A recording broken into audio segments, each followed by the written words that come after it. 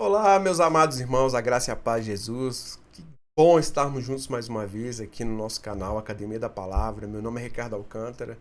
Você que está chegando agora, seja muito bem-vinda, bem-vindo. E você que já está conosco, também seja muito bem-vindo. Que bom que você está continuando seu estudo aí sobre o panorama dos evangelhos. Nós já falamos sobre Mateus, Marcos e hoje nós vamos falar sobre Lucas, o evangelista, tá bom? Mas antes de qualquer coisa, vamos começar orando, né, irmãos? Vamos começar orando porque entendemos que é Deus quem nos dá a graça, a sabedoria e o conhecimento, tudo vem dele, tá bom?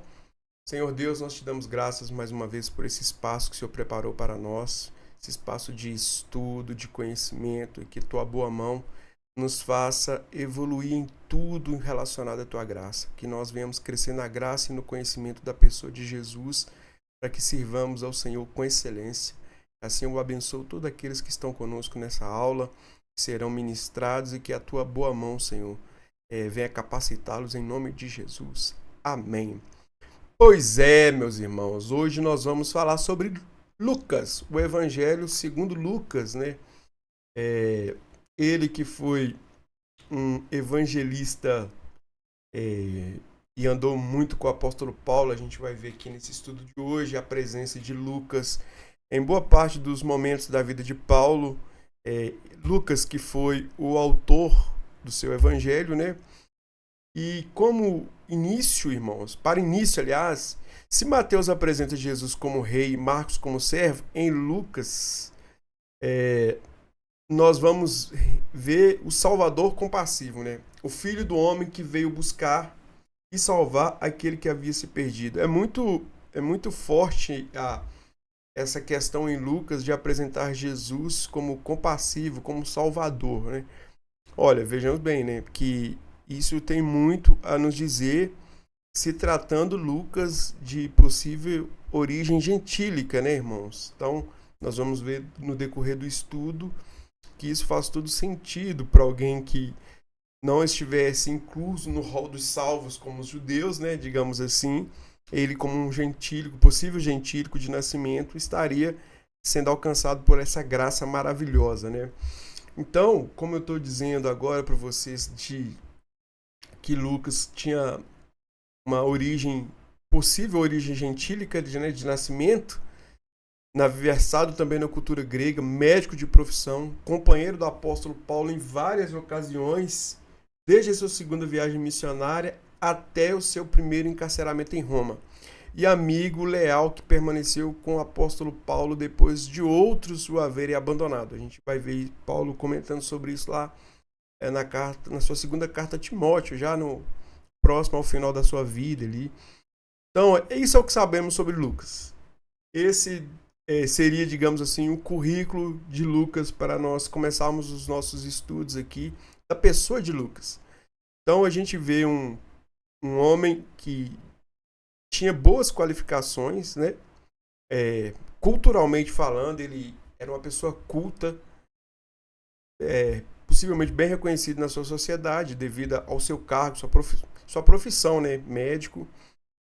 E muito cooperou com o apóstolo Paulo aí nesse propósito do evangelho, irmão, da propagação do evangelho de Deus. Então, como nós entendemos, apesar de o texto não falar propriamente que Lucas foi o autor, né, pois não aparece no livro, mas evidências inconfundíveis remetem à autoria desse livro para Lucas, né? Esse evangelho para Lucas. Sua autoria também é apoiada pelo testemunho unânime de escritos cristãos ali antigo, no cano moratório, e a gente vai ver mais ou menos 170 depois de Cristo e obras de Irineu, em 180 depois de Cristo. Então a gente vê a presença muito forte aqui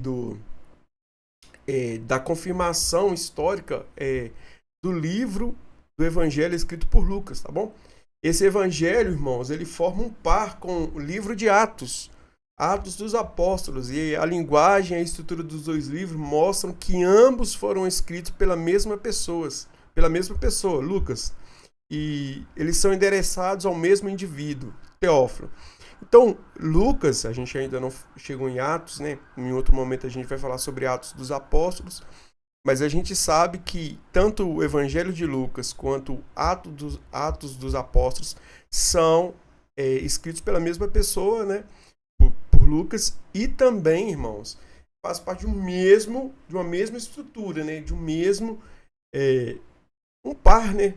Justamente para orientar alguém chamado Teófilo. E olha só, queridos, a gente tem também nessa ideia que Lucas é o evangelho mais literário e histórico, escrito com linguagem refinada e preocupação com detalhes. Lucas, além de um servo fiel, evangelista, pode ser considerado um autêntico historiador, no sentido clássico, pois ele combinou uma pesquisa cuidadosa com sensibilidade espiritual. E ele vai falar isso para Teófilo, né? Fiz questão de dar uma ênfase aqui para quem é esse Teófilo, né? O que, pelo menos, as escrituras nos apresentam a respeito dele, né? Teófilo, seu nome significa aquele que ama a Deus. Ele tem um vocativo de excelentíssimo, né? E aqui a gente pode compreender que refere-se a um oficial romano ou alguém de uma alta posição ou riqueza naquela sociedade, né? Também possível patrocinador de Lucas e responsável por mandar copiar e distribuir os escritos. Como objetivo aqui, irmãos, a gente percebe que o escrito de Lucas para Teófilo era para fortalecer a fé de todos os crentes, né, claro, e para reagir aos ataques dos incrédulos. Foi apresentado para substituir relatório desconexos e infundados a respeito de Jesus. O Lucas vai dizer, logo no começo, que ele pesquisou, né, ele se aprofundou, fez uma pesquisa aprofundada sobre a história de Jesus, tudo que aconteceu ali na Judéia naqueles dias. Então, além de ser um servo fiel, ele mostra-se também um pesquisador, um historiador, para apresentar um relatório fidedigno justamente para contradizer relatórios desconexos e infundados a respeito de Jesus. Desde o começo da igreja, a gente vai ver pessoas, né, distorcendo o evangelho, a verdade do evangelho, ou interpretando de forma errônea o evangelho. Então, Lucas aqui está apresentando a Teófilo, esse excelentíssimo Teófilo, os fatos que ele levantou de todo aquele período ali em Jerusalém, na Judéia, e toda aquela região ali, tá bom? Seguindo nessa ideia do propósito, a gente vai ver que eu trouxe até o texto aqui na nossa tela, se você puder acompanhar aí também, se você quiser abrir a sua Bíblia para a gente ler junto, tá bom? É bom ser bereano, né, irmãos? Olhar e conferir tudo, tá? Então, o propósito é muito claro, e Lucas o declara no capítulo 1, a partir do verso 1 até o verso 4, pois ele diz assim: muitos já se dedicaram a elaborar um relato dos fatos que se cumpriram entre nós. Verso 2: conforme nos foram transmitidos por aqueles que desde o início foram testemunhas oculares e servos da palavra. Eu mesmo, e aqui a gente precisa dar uma ênfase, tá bom? Eu mesmo investiguei tudo cuidadosamente, desde o começo, e decidi escrever-te um relato ordenado ao excelentíssimo Teófilo, para que tenhas a certeza das coisas que te foram ensinadas. Então, aqui já pode ter uma ideia que havia um certo ensino a Teófilo, né? Não sei por quem, não sei se pelo próprio Lucas, mas havia um certo ensino. E aí, Lucas investiga tudo cuidadosamente e decide escrever para confirmar esse relato já recebido por ele, transmitindo a verdade sobre o evangelho, né? Então, o propósito é muito claro, irmãos. Lucas investigou para transmitir palavras verdadeiras e fidedignas e fortalecer os ensinamentos que Teófilo já havia recebido, né? E como data e local, a gente pode entender mais ou menos sua provável escrita entre 60 e 70 depois de Cristo, perdão. Possivelmente em Cesareia ou Roma, né? A gente vai ver que o evangelho foi escrito antes de Atos E Atos termina com Paulo ainda vivo em Roma, Atos 28, né? O que indica uma data anterior à morte de Paulo, que possivelmente aconteceu entre 64 e 67 depois de Cristo, né? Então a gente vai ver que as evidências sugerem que o Evangelho de Lucas foi escrito enquanto o cristianismo ainda estava em expansão e antes da destruição de Jerusalém. Irmãos, a gente ainda não está vivendo um auge de perseguição. Já havia uma certa perseguição, tanto é que Paulo vai ser martirizado por Nero. Mas esse evangelho estava em expansionamento. Me fugiu aqui a palavra aqui para falar direito. Nossa, misericórdia. Ele estava em expansão, tá bom? Tem hora que a palavra trava, um trava-língua. Mas ele estava em expansão. Paulo fazia planos de chegar até a Espanha. Não sei se vocês lembram lá em Atos, lá ele vai dizer que o plano dele era passar por Roma e com a ajuda dos irmãos daquela região chegar até a Espanha. A gente não sabe se o fez ou se fez não está registrado, mas a gente vê o evangelho nessa expansão. Então é bem possível que isso tudo tenha ocorrido. O escrito de Lucas a respeito do evangelho, o evangelho de Lucas tenha sido escrito ainda nesse período com Paulo vivo, tá bom? O propósito e ênfase teológico aqui, eu preciso dizer que o propósito ali foi para edificar, fortalecer, trazer a verdade a Teófilo, mas a gente também tem um propósito e uma ênfase teológica bem robusta no texto de Lucas, né? Primeiro, mostrar que Jesus é o Salvador universal, tá bom? E isso precisa ficar muito claro. E eu acho isso muito pertinente para Lucas, que com possível nacionalidade gentílica, né? De nascimento. Então, não apenas o judeu, mas também dos gentios, pobres, pecadores e marginalizados. Jesus, o Salvador universal, ele não ficou restrito ao mundo judeu, não ficou restrito aos dogmas da religião judaica, não. A ideia aqui é a expansão dessa graça maravilhosa de Deus para todos os gentios, pobres, pecadores e marginalizados. Então a gente vai ter isso muito presente em Lucas, pois ele apresenta o evangelho da graça. É Deus vindo ao encontro do homem, misericórdia e amor. Olha que coisa mais linda. Esse Deus maravilhoso, esse que se fez carne na pessoa de Jesus, veio buscar esse homem perdido em misericórdia, né? Em amor. Então isso é muito lindo. Enfatiza também, para nosso entendimento, a humanidade perfeita de Cristo, né?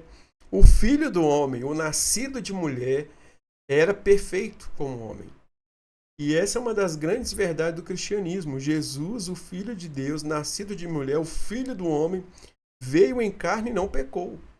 E poderia parecer impossível isso, né?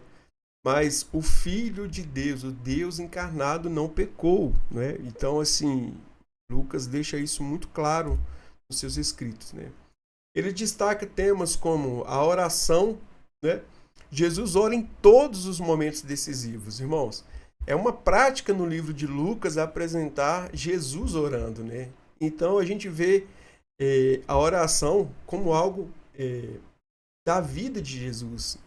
E isso é bem interessante para nós como igreja também, nos espelharmos, né? Se o Mestre orou, se o nosso Senhor orou, imagina nós, né? Que somos servos dele, que somos gerados nele, então precisamos seguir a ação do nosso mestre. Também temos em Lucas a ação do Espírito Santo bem destacada. O papel das mulheres na fé, Lucas também mostra muito o trabalho dessas irmãs valorosas naquela época, o sustento, a presença. Então a gente vê isso em Lucas, e também a alegria e o louvor como marcas do reino. A gente vai ver essa questão também bem apresentada no livro de Lucas, né? Então, seguindo, irmãos, eu trouxe aqui, só um minutinho. Eu trouxe também, na estrutura do Evangelho de Lucas, para a gente apresentar, que ele segue uma estrutura geograficamente progressiva, levando o leitor do nascimento de Jesus à sua ascensão. Então, como introdução, a gente vai ter ali o nascimento de Jesus, né? Do capítulo 1 ao capítulo 2 até o verso 52. E ali tem os anúncios de nascimento de João Batista e Jesus, a ênfase na fé de Maria no cântico do Magnificat, e Jesus é apresentado como luz para as nações, ali no capítulo 2, no verso 32, tá bom? E isso é o início ali da apresentação de Lucas. Continuando a estrutura do Evangelho de Lucas, a gente tem aqui, no tópico 2, o ministério na Galileia. A gente tem do capítulo 3 até o capítulo 9, alguns acontecimentos ali e a universalidade disso. O batismo, a genealogia até Adão, milagres, parábolas e o chamado dos discípulos.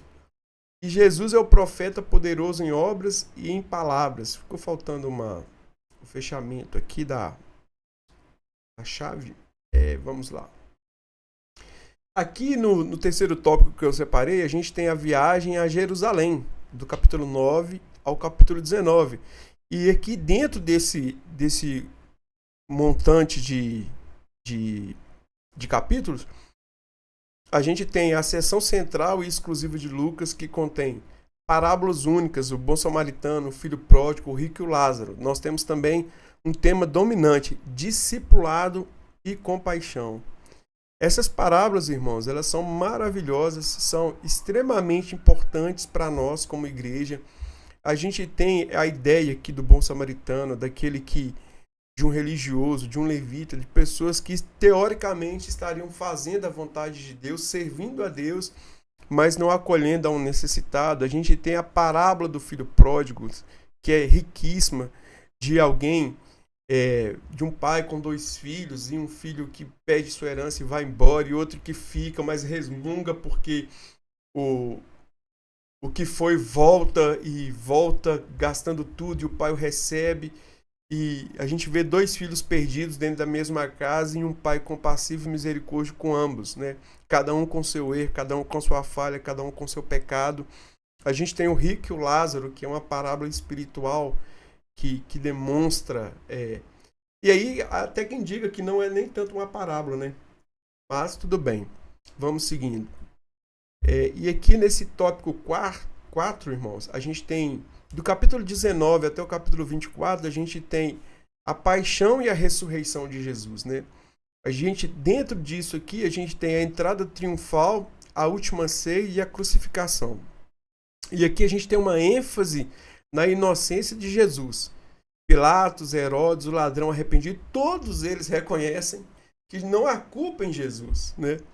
Não há culpa no Senhor Jesus, e ainda assim se cumpre o que estava escrito na profecia, né? Ele, como ovelha muda, foi ao matadouro e não reclamou, né? Nosso Jesus foi inocente. Nós temos a ressurreição de Cristo e a aparição no caminho de Emaús. E aqui, para mim, queridos, aqui é um dos textos mais lindos que eu acho na Bíblia, que é essa aparição de Jesus no caminho de Emaús. Tem até uma música do Morada que é muito linda, que é: ao partir o pão, né, os nossos olhos se abriram. E eu acho essa passagem bíblica espetacular, porque a fala daqueles homens, daqueles discípulos ali quando Jesus parte o pão, quando Jesus se revela a eles e vai embora, e eles conversam entre si: não nos ardia o coração enquanto ele andava conosco. E isso me traz tanta reflexão, porque eu tento vigiar tanto meu coração para que eu não ande com Jesus com o coração frio e já não o reconheça, né? E ali a gente vai ver essas pessoas, Jesus andando com eles, e eles falam: não nos ardia o coração. Que a gente não fique com o coração dessa maneira, né, querido? Andando com Jesus com o coração que não queima pela presença do Mestre, né? E termina com a ascensão e a promessa do Espírito, ali no capítulo 24, tá bom? Aqui eu trouxe, fiz a separação de alguns temas centrais em Lucas, e eu queria, antes de entrar nos temas centrais, só te pedir para que Se você ainda não se inscreveu no nosso canal, se você ainda não está inscrito, eu quero te pedir para fazer a gentileza, tá bom? De nos se inscrever aí no canal, deixar o seu like se gostou, também se inscrever, adicionar o sininho para que você receba os novos conteúdos que a gente for lançando, também compartilhar com pessoas que você entende que deseja estudar a palavra, que quer aprender um pouco mais, tá bom?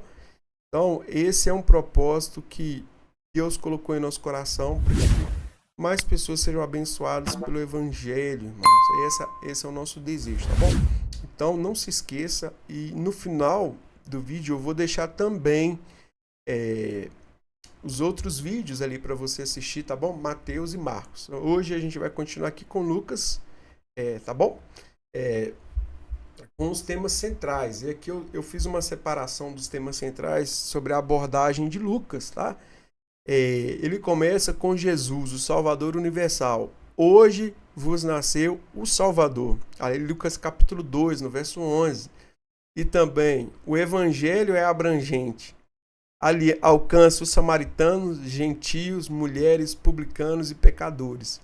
Aqui eu estou fazendo uma breve recapitulação de algumas coisas que eu já disse, queridos, mas eu acho bem relevante a gente focar nesses temas centrais dos escritos de Lucas, tá bom? Outra coisa, irmãos, o Espírito Santo e a oração. Desde o nascimento até a ascensão, o Espírito Santo guia a história. Jesus ora em todos os momentos, chave da vida dele. Então, assim, isso para a nossa vida cristã, querida, é muito importante. O Espírito Santo precisa guiar a nossa história, precisa nos guiar também a esse lugar de oração em todos os momentos, tá bom? Seguindo, a gente vai ter o reino e os pobres. Olha só que interessante. Temos a ênfase nas bem-aventuranças ali no capítulo 6, com o chamado à justiça, a compaixão e a partilha. E parabéns aos humildes e advertência aos ricos. Que os humildes são parabenizados. Aí a advertência àqueles que possuem posses, né? A gente também vai ter aqui a alegria e a salvação. Como eu já tinha dito, a alegria é uma marca do Evangelho de Lucas. Haverá alegria no céu por um pecador que se arrepende. Lucas capítulo 15, verso 7. Então, assim, Lucas também destaca bastante essa questão da alegria. E olha só, querida, a alegria bíblica, ela é tão diferente da... Vou até abrir esse breve parêntese, né? Porque a alegria que a gente tem em mente quando a gente fala de alegria, que é uma alegria pela posse, pelo possuir, pelas conquistas, aqui ela nos parece tão diferente, né? É uma alegria pelo simples, é uma alegria por conhecer a Deus, é uma alegria por salvação, é uma alegria por arrependimento. Então veja bem, a questão da alegria aqui, ela tem um outro viés, ela aponta para outro caminho. A alegria no céu pelo arrependimento, né? Então, que esse tipo de alegria também nos alcance, a alegria por nos arrependermos, por andarmos com Deus, por sermos perdoados, por sermos alcançados pela graça de Jesus. Essa deve ser a verdadeira alegria do nosso coração, tá bom? Voltando aqui, irmãos, a gente vai continuar com as nossas aplicações práticas, e eu sempre gosto de deixar algumas aplicações práticas aqui no final de cada aula, de cada texto, né, que a gente comenta. Então, aqui a gente olha para compaixão ativa. E isso, irmãos, é amar como o bom samaritano amou. Não é fácil, irmãos, mas essa é a ideia da compaixão. A compaixão, ela precisa ser expressa em atos. A compaixão precisa ser manifesta em atitudes, assim como o bom samaritano, tá bom? O evangelho é abrangente. O cristão é chamado para acolher e servir sem distinção. Essa é uma verdade para nós. A gente não foi chamado para julgar, a gente não foi chamado para ser juiz de nada e de ninguém. Nós fomos chamados para acolher e servir sem distinção, tá bom? Por mais que a gente não concorde com a prática A ou B, o Senhor nos chamou para acolher, ensinar, servir, Pois quem vai fazer a obra na vida da pessoa não sou eu, não é você, é o Espírito Santo, pois é ele quem convence, tá bom? O homem do pecado, da justiça e do juízo. Também como aplicação prática, a gente vai perceber aqui que a oração constante, buscar a direção do Espírito Santo em todas as regiões são essenciais na vida do cristão. Se Jesus é o nosso modelo, e assim a gente crê, amém? Bom, se Jesus é o nosso modelo, então a gente precisa segui-lo em tudo, queridos, inclusive nessa vida de oração, nessa vida de busca do Espírito Santo. Jesus em tudo foi guiado no Espírito, irmãos, tá bom? Meu querido, a gente precisa orar e ser guiado pelo Espírito. E outro ponto que eu queria destacar aqui é a alegria na fé. O cristianismo é uma vida de gratidão, não de medo. E essa é uma verdade que precisamos aplicar em nossa vida. Uma vida de gratidão, não é? Sermos gratos a Deus por tudo aquilo que o Senhor tem nos dado. A gente não pode ser crentes ingratos, nunca satisfeitos, viver uma vida de insatisfação, né? Não ser tomado pelo medo do amanhã, do porvir. Não, querido, eu acredito sim, como o Senhor disse, se Deus cuida assim das aves, se Deus cuida assim das ervas do campo, dos lírios, se Deus cuida da natureza, não vai cuidar de nós que somos seus filhos? Eu preciso ser grato e confiar. E aqui o contrário de ter medo é confiança. Eu preciso confiar em Deus. É uma realidade, tá bom? E aqui, para concluir, querido, esse momento de Lucas, eu trouxe para nós aqui que Lucas apresenta um Cristo humano e divino, compassivo e poderoso, histórico e eterno. Isso é uma realidade. Jesus é humano e divino, nasceu do ventre de Maria, e sua divindade é justamente pela sua linhagem, né? Jesus é desde o princípio, irmãos. Se eu olho, sim, para a Escritura como um todo, eu vou ver Jesus na eternidade com o Pai. Então, aqui o Filho, né, Deus encarnado, tem uma linhagem do céu, irmãos. Ele veio para redimir o homem pecador, tá bom?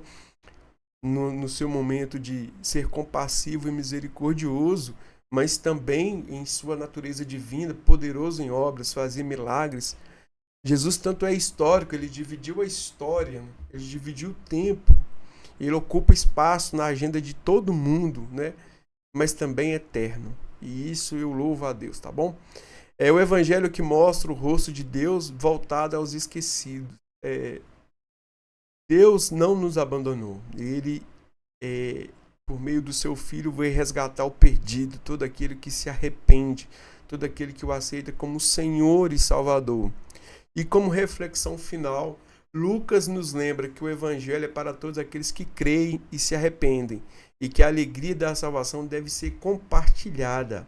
Essa é uma realidade, meus irmãos. O evangelho é para todos aqueles que creem e se arrependem, né?